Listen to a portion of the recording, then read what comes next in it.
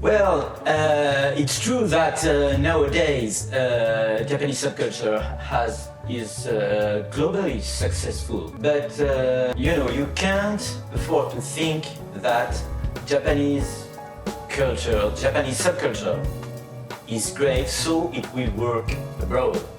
In fact, this criticism towards Japanese animation grew even stronger during the 80s, 1980s, because Japan bashing had become a worldwide thing. So it was really the first boom, the first explosion of the influence of Japanese subculture in France. Japanese subculture have had a deep impact on my life since now I'm living in Japan, after all. It's true that nowadays Japanese subculture is globally successful. It is popular in a lot of countries, and it has been now for quite a long time. But you can't afford to think that Japanese culture, Japanese subculture is great, so it will work abroad. That's not as simple as that. What I'm trying to say, what I'm trying to show is how there is an historical background to the reception of Japanese subculture, which actually laid the ground for nowadays success. And for example, in the case that I know the best, which is France, France is now one of the most avid market for Japanese subculture. In France, Japanese manga has been consistently expanding since 2016. In 2020, it saw a particularly sharp increase of 18%, selling 22.6 million copies and accounting for 42% of the market. Furthermore, by 2022, the sales volume reached 85 million copies, with revenues hitting 921 million euros. This demonstrates that, while being the third largest in the world after Japan and the United States, the market continues to maintain its growth. So why did it come to this? It's not only about the inner quality of Japanese manga. Of course, that's an important part of the thing. But the one who really ignited the explosion of Japanese animation in France was a Japanese anime called Uforobo Grendizer. Since they had bought the right to broadcast the anime, they had to do it by contract. And though they had regrets about buying those rights, so they tried to broadcast it during a period of year when most children don't watch television. You know, the holidays. During the holidays, especially during the summer holidays, children are playing outside.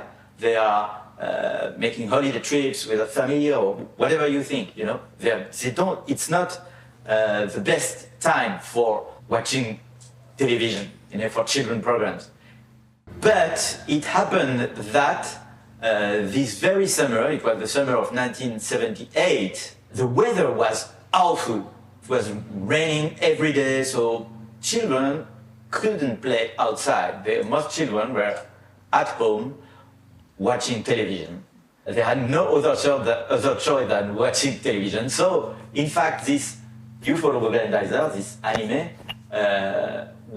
ended up being seen by most children in France. And it just worked. Something happened. It sparked. In fact, from the first broadcasting of Japanese animation on French television on, there was a lot of criticism towards Japanese animation. Since most people in French which were designing contents of children programs, most of them thought that Japanese animation was not adequate for French children. In fact, this criticism towards Japanese animation grew even stronger during the 80s, 1980s, because Japan bashing had become a worldwide thing. Most especially Americans were doing Japan bashing, since Japanese economic growth was felt as threatful. It was like, oh, but wait a minute, will Japan become number one? The phenomenon of Japan bashing that began in the 1980s in America eventually spread to Europe. While there were accolades, like those found in Ezra Vogel's book, Japan as Number One, Japan's economic rise was also viewed as a threat in many Western countries. This contributed to negative images and misunderstandings about Japan. And in fact, one of the main stupid things that was told during the early success of Japanese animation in France was that Japanese were specifically aiming European, Occidental, French children when they created animation. It's like they created animation to make our French children stupid. There was this kind of tinfoil hat theory. It was completely irrational. And in fact, during this Japan bashing, from the beginning, there were a lot of stereotypes about Japan, which surfaced in those discourses about Japanese animation. Especially, a lot of critics, say that Japanese animation was indeed fascist. So there was always this reference to Second World War, to the Japanese militaristic past, which is not that well known in France, in fact. Which, of course, when you look, most people who didn't look at the anime themselves, obviously they didn't know what they were speaking about.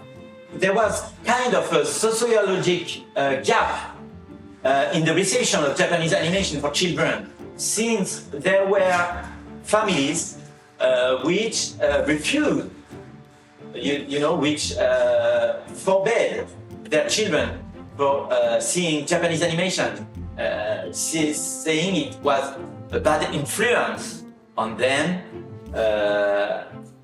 And one strange thing within those criticisms is that there were both